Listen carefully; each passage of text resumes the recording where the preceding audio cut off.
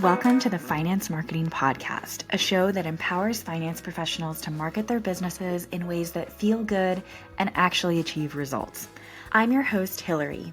I've been working with folks in financial services to develop marketing strategies that work and create results-oriented marketing content since 2020. And I've learned a lot about what works in finance marketing, what doesn't work, and where financial services pros get stuck. Join us each Friday as we explore real, effective ways to market your finance business and connect with folks who truly embody your ideal clients. My conversation this week is with Niki Clark, a truly brilliant finance marketer and marketing strategist who helps advisors build brand awareness and thought leadership. Niki likes to say that whatever an advisor needs for their marketing, they do it at her marketing agency. Now, in this conversation, Niki and I are talking all about video, what the benefits are of showing up on video, how to get started with video recording, and what you need and don't need to do video really, really well. And what I really loved about this conversation with Niki is how much she and I align on the importance of just getting started over getting it perfect. She and I are very much in agreement that when you're starting something new, you just need to figure out the minimum viable product or your minimum barrier of entry to get your voice out in the world. And there are a lot of reasons why advisors want to show up on video, but are reluctant to do so. And we dive into all of those and share some different ways to tackle those hesitations that you might have. This was such a wonderfully fun conversation to record, and I am excited for you to hear it. So let's dive in. All right. Thank you so much for joining me on this episode of the Finance Marketing Podcast, Niki. I'm so happy to have you here. How are you? First of all, I cannot believe we weren't connected earlier. And I know. We can thank our friend Jen for that. It's kind of odd, but it always goes to show you, just when you think you pretty much know everyone in the industry or have connected with it, which is very pompous to say because that's never going to happen. But then you discover someone, you're like, how did I not know this person already? Yeah. And I don't think you know this, Niki, but so we've been connected on LinkedIn for a very, very long time. And I think ever since I started in the industry, and I've been watching you and watching what you post. And I just think, wow, Niki is who I want to be. She is so great. So I'm just so excited to be connected with you and have you here as well. It's the algorithm. If LinkedIn is listening in on this, I have some beef to pick with them. It's ridiculous what they decide. Like, we think you are going to like this. No, absolutely not. Right. Well, So we've both been in advisor marketing for quite a while now. I would love to start if you would just tell us who you are, what it is you do, how you help advisors, and all of those good things. And then we're going to dive into a conversation about video, which I'm very excited for. I mean, as you know, that's like a weighted issue. That's like the big, huge story of what I do, as you know, right? But so it started out, actually we're coming up on our 1 year, and it started out with just the very basics. I was just seeing a need that financial advisors were going to like 5-10 different people just to do their marketing. I'm like, this is absurd. Like, this is hard. This is why people go to Walmart, because they want it all in one spot. But I wanted to also provide really good service. So I come from retail background, high-end retail, where like service, like you would, if a client forgot something as they were on the way to the gala, we would drive to them and deliver them their shoes, like that kind of service. And so that's always been very important. And so when I started just slowly working little side projects here and there, and then it became where I'm like, okay, I can't do a full-time job and this. So we launched, and it just honestly started with being that one-stop shop, but I didn't do a lot of it. I would find other people for them. I would still be their point of contact, so they wouldn't have to go to multiple people, but I didn't do everything.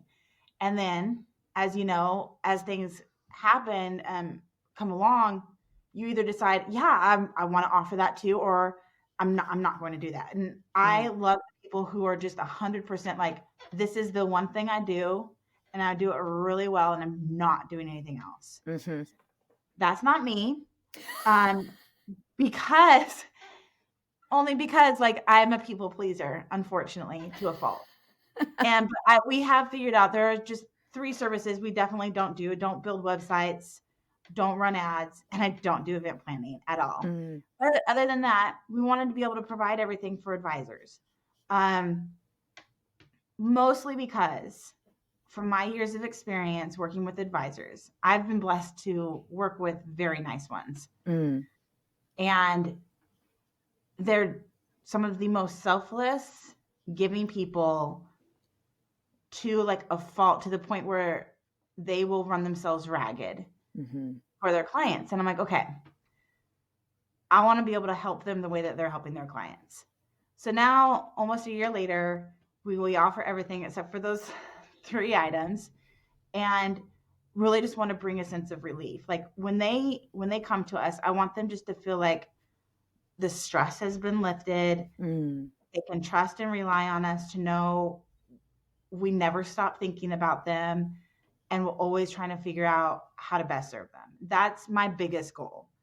Um, so sometimes, yes, I feel like I am a therapist, Yes. but that's okay.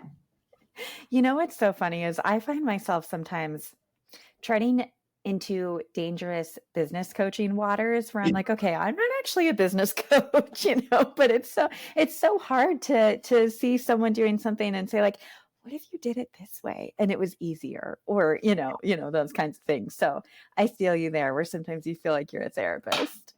Yeah. Or like you said, like I was introduced to a business coach because of you. And I can see why they're so important and impactful. And I'm like, but you do start taking on that business cultural, and then you're wait, oh, I'm not qualified for this. I Right, don't want right. to lead you wrong. Right, right, exactly. Okay, well, I'm really excited to talk about video because video is one of my things that me and my team don't touch. I'm like, we're not going to be good at video. I don't have interest in video. But video is such an important part of most advisors' marketing. I mean, video is such a great way to connect with clients, and there are lots of ways that you can show up on video. So, why don't you talk about that a little bit? What are some of the ways that advisors can and or should show up on video to market themselves? Well, it's super exciting because now, I mean, they always have been available or able to make video, but there's been so many constraints, and there still are constraints. But with the new SEC ad rule, they're like, there's so many more options and possibilities. But it's it's like you get to finally see and hear them, right? Mm, And advisors are more, I think it's like largely distrusted, right? And then also largely disliked. People would rather go see a dentist. Sorry to dentists, but dentists aren't fun. And there's a reason for that, because advisors have seemed to be unapproachable or sleazy, right? But then start talking to them and you're like, wow, you're a really great person. And that's how video helps. Like, to me, it's a no-brainer. I say that as I haven't recorded a video in 2 weeks, but I'm working on it. Largely it was because my grades were just like popping out. But if an advisor can get on video, get rid of the script. Please do not be on the script mm, at all. And just share their expertise and their insights. And I often hear, well, I don't have anything to say, or what should I say? I don't know what to talk about. I'm like, well, talk about whatever you talk about with your friends and your family. Like, mhm. same thing. You just are pressing record now. Right. So it's intimidating. When I press record to make a video, I mess up all over, and Mhm. thank goodness I know someone, you and I both know someone who edits videos. And um but for an advisor to get on video, they're literally breaking down barriers and making themselves more accessible.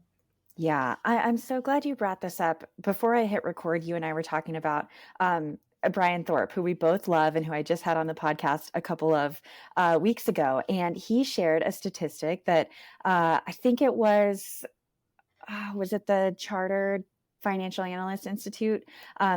did a study and found that people who don't work with advisors trust advisors less than they trust car mechanics, which is just, it's very unfortunate. And I do think advisors have a real obligation almost to change that narrative and change that perception. And what I love about video is that they can talk about their expertise. And still, I think a lot of times in written content, it's like, okay, if I'm going to change that perception in my written content, it's hard for me to talk about my expertise. I just need to like show that I'm a real, authentic, genuine person. But then in video, you can talk about your expertise and people also see you and your personality coming through and how genuine you really are. So I Mhm. think there is just some huge opportunities there. One thing you said, it's been 2 weeks since you've been on video because of your grays.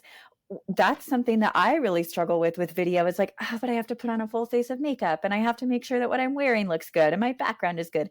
I think there are also so many obstacles to Yeah. video. So can we talk about a few of those? Like, why Yeah. are people reluctant to get on video? So you're gonna laugh. Like before I got on this, my husband's like, "Did you put anything up behind you yet?"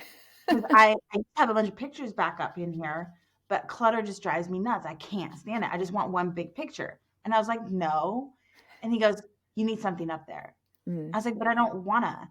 And he's like, "Well, you can't get on that video." And I'm like, "I'm not gonna do it." And there's certain things you just kind of have to get over. Um, the biggest roadblock that I see financial advisors is they don't know what to say. Other mm, than that, I have a camera right here. I've got a ring light right here. I've got two natural lights right here, light right here, right, all of that.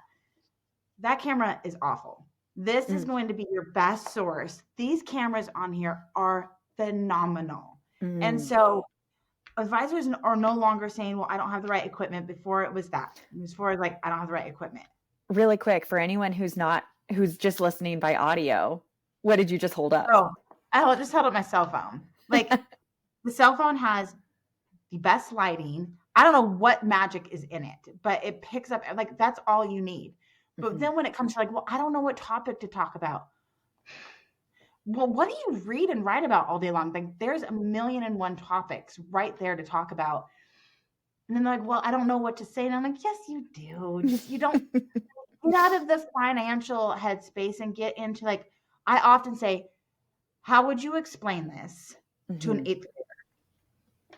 There's your video right there. mhm, Because it doesn't matter. Well, it kind of does. Hold on. But for the most part, it doesn't matter how well educated or sophisticated your client and prospects are. If you're not speaking in everyday language, they are totally going to tune out. If your if your words sound like you have to Google to figure out what these words mean, they're gone.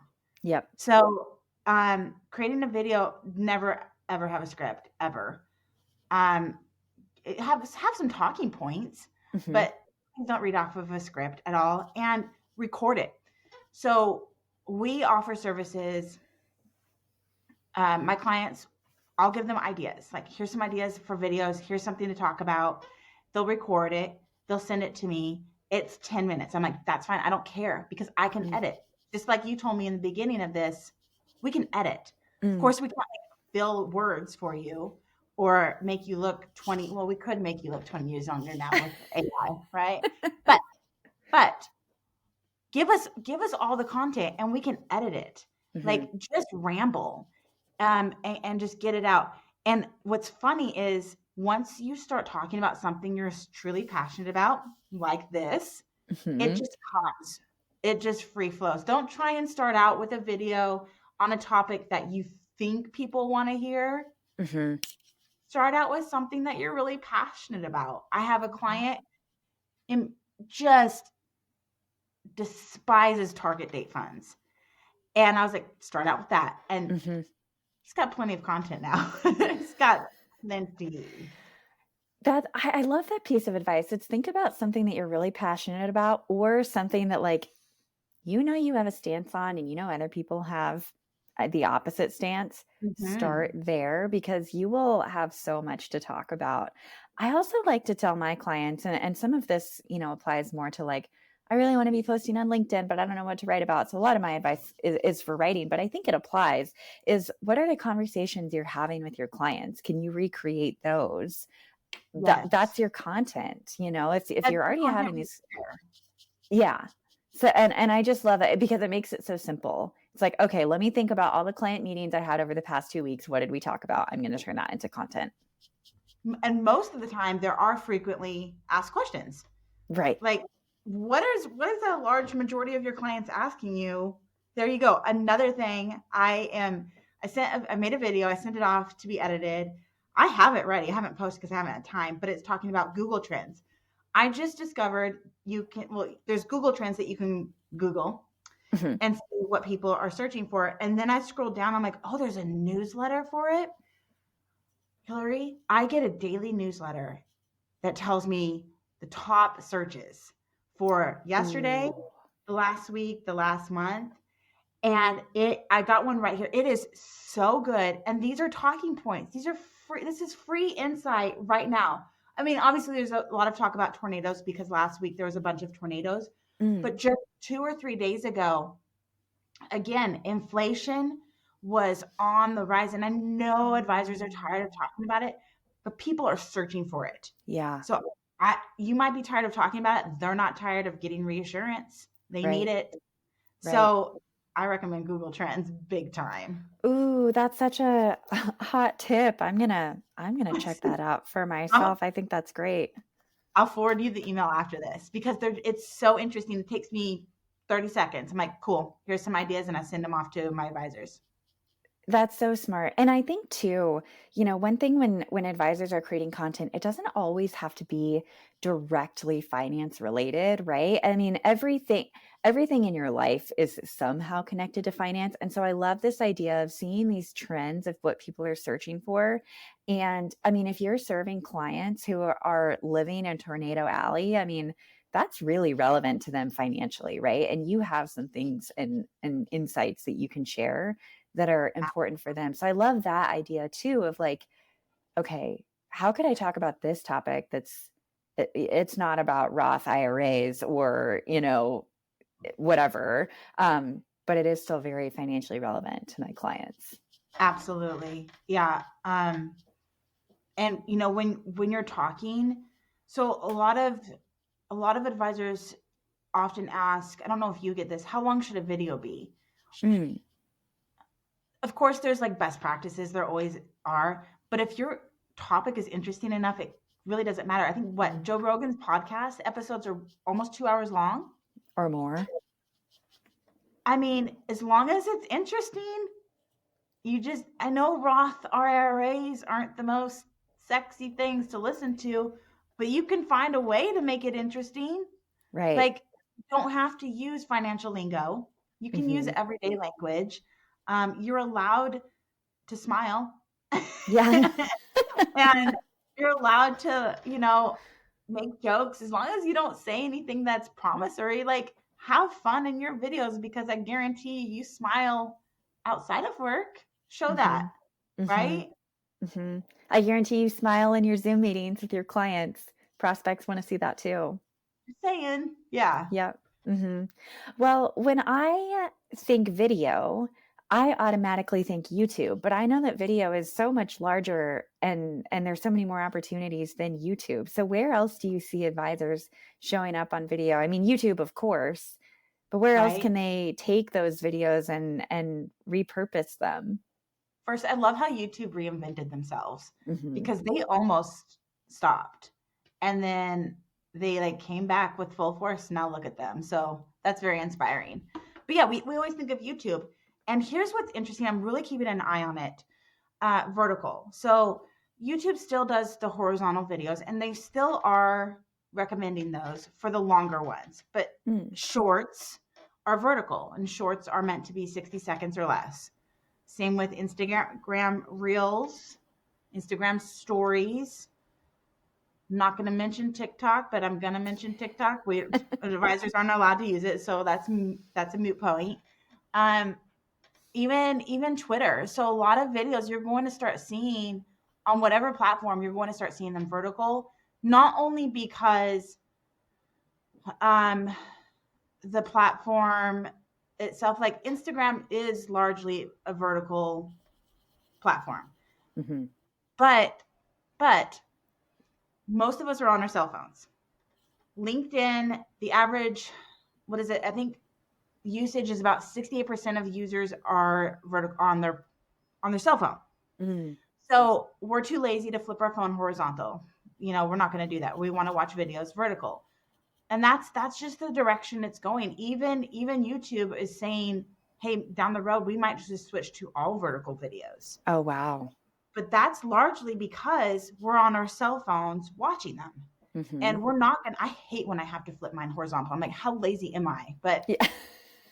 But I don't know if you noticed this. And I wonder if it's only on the cell phone. But LinkedIn now has, I think it's only on the cell phones. But if you open your LinkedIn app, now I have to remember, if you open your LinkedIn app, they moved the bottom ribbon around. And now there's a video button down there. And you can just scroll as you do with your shorts or as you do with reels. And you can just scroll video after video after. This is new. Wow. So their LinkedIn is pushing video big time. If you're not using it, you're missing out. Mm-hmm. Yeah. Wow. I didn't know that, but that's actually really exciting. I remember, and I'm a millennial, so I'm like, a little, you are too. A lot of Barely, advisors but are I as well. am. Yes. Every time something new gets rolled out, I'm like, another thing to like use and get used to. But now I love the Reels function on Instagram, and I just scroll through, like I love it. And so I'm actually kind of excited about that LinkedIn is doing something similar. And I think there is so much opportunity I for. wonder if let me check on it's not on the desktop yet, but I imagine it will be pretty soon. But most of us are watching it on our cell phones. And I remember when Reels and Stories came out, I'm like, that's the stupidest thing. That's never gonna last. Yep, same. Same. It was like they're just copying other social media platforms. It was the smartest thing they ever did. But LinkedIn did have Stories for a while. Do you remember that at all? I do, and I'm assuming they've taken it away. That didn't work. People weren't utilizing it for that. So it's interesting that they tried, but what they are finding is that not only, they're trying to compete with TikTok or Instagram and TikTok are neck and neck. They always go back and forth as the top most used social platform. And so LinkedIn's kind of jumping in that game. So that means also a report just came out from one of the big wigs, blah, blah, blah, whatever. And they were just saying that we are going to promote videos more. So you should be using them because your videos are going to take precedence over text posts. Not to say that text posts are ever going away. Right. But if the people up at LinkedIn are saying, look, we're going to be spending more attention on video, you should adapt with the times a little bit. Yeah, absolutely. Absolutely. One video a month. Just give us one video a month. Just start there. Yeah, exactly. I love it. Start where you can, right? It doesn't have to be every day. It doesn't have to be every week. Now, one question that you mentioned that advisors always ask is, how long should my videos be? Are there any other questions that people ask about video that come to mind that you're like, actually, the answer isn't as, secret or as complicated as you might think? Right. First one is always like, how long should it be? The second one is, can you provide me a script? And I tell them immediately, no, absolutely not. Don't even go buy scripts at all, because that's a service that's offered. Then they ask about what microphone they should buy. And then they ask about what ring light they should buy. And then they often ask what background they should choose. And so what I tell them is, first, do you have a cell phone? And they say, yeah. I'm like, there you go. Problem solved right there. Because all the fancy equipment really, there's been movies shot on cell phones. Like, right. You got everything you need right there. But if you really want to go and get the equipment, great, that's fine. But you always definitely want to make sure you have a good microphone. I've got this. Well, you can't see it if you're listening to the podcast, but I've got a big bad boy right here. But my cell phone is still better audio. Two, lighting. Yeah, go ahead. What? One thing I was going to say too, I have this microphone right here. Again, everyone's listening on Yeah. audio, but it's a big blue Yeti microphone. But I actually have been using lately my like very old wired headphones with the built-in microphone, and the sound quality is actually so much better. It's Much better. wild. So yeah, you Yep. really don't need to spend. Unless you were recording videos that you want to turn into a commercial Yeah, or a big motion movie, picture, use your cell phone. It's going to be fine. And everyone who is a video editor can edit using that. yeah, But there's three main things. The sound for sure. Wherever you are, make sure there's no noise going on. I've seen advisors go outside because it's natural light, but you can hear the road and traffic and stuff, right? hmm The lighting is really important. Right now I have great lighting, but later on in the day, let's see. I mean, my head will just get like really white because I have a huge window in front of me. And so I have to close the drapes. So you want to make sure the lighting's good. You never want it like below and it makes you look like some creepy person. But what's really important is that they always say, well, what virtual background should I use? I'm like, absolutely not. Virtual mm, backgrounds are there's been studies upon studies, I don't have it pulled up right now, that people say if you have a virtual background going on, you're immediately viewed as not trustworthy. It's just mm, something that we're hiding something. Well, yeah, we're probably trying to hide like our kids running around in the background or whatever. But if you are able to, do not blur your background and do not choose a virtual background. If you're in your room and your room is a hot mess, I get it. But chances are you have somewhere where you can go and it's a blank wall mm-hmm. right here. Yep. My biggest things are ditch the script, find something that you're truly passionate about talking, and make sure your background's really good. Like Yeah. people are going to look at that background. Yeah. I agree with so much of everything that you're saying. My thing when you're first getting started is minimum viable product. What do you need to just put in place to get started? Are there Yes. ways to up level down the road and increase your production value? Absolutely. A person that comes to mind who's really done this and has talked about this is Stephen Corson. Are you familiar with Stephen on LinkedIn? No. No, okay. So Steven sells financial courses. So he's in the digital product world. He used to be a financial coach, and when you get on video with him, I mean, he just looks like a model. I mean, and he looks very professional. And I love that about him.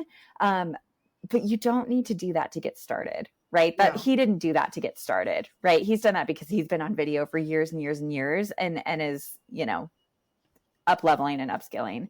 To get started, I love everything you just said. Make it as simple as possible and just record yourself. Just hit that button. Yep. And actually being overly perfect is a turnoff to a Yep. lot of people.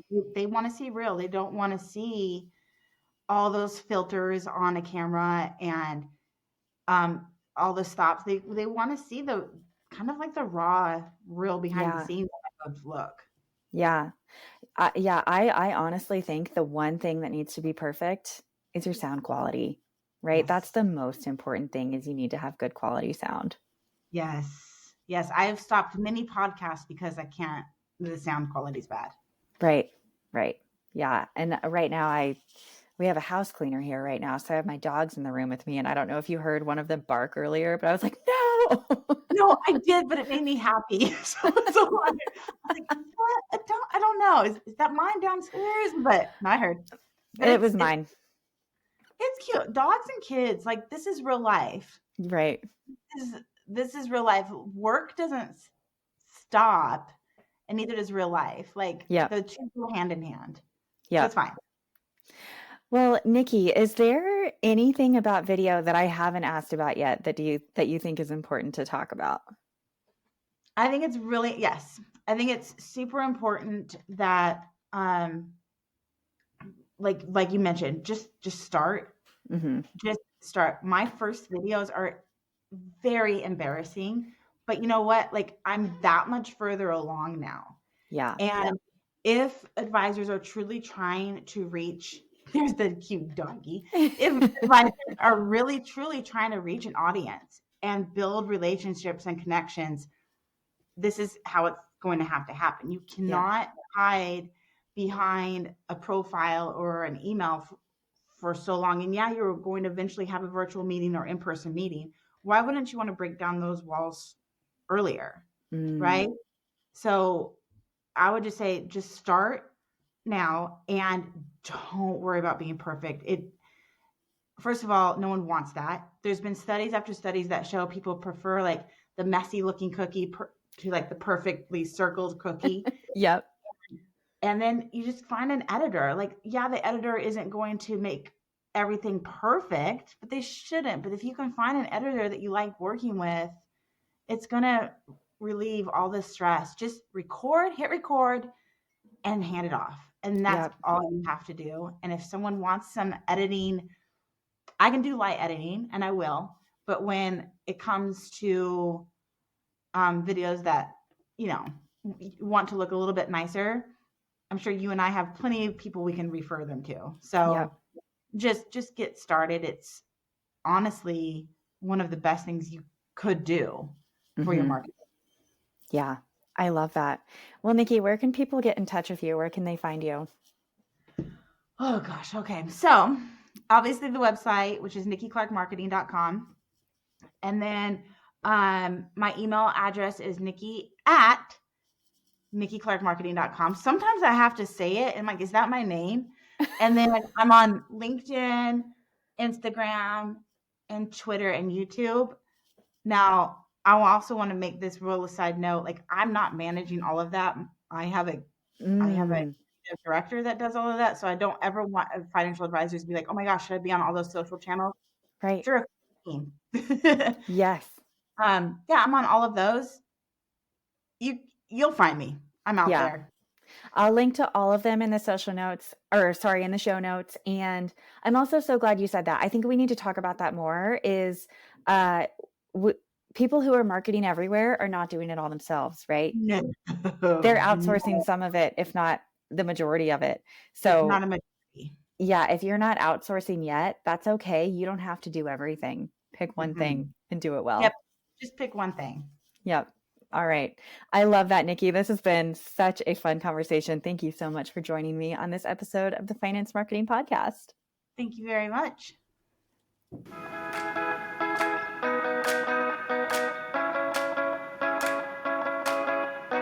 Thank you so much for joining us on this episode of the Finance Marketing Podcast. If you're eager to market your business in a way that feels good and actually gets results, sign up for the Finance Marketing Podcast newsletter in the show notes so you never miss another episode. If you liked what you heard today, please be sure to subscribe to the show on your favorite listening app and leave a review on Apple Podcasts. We'll see you back here next Friday.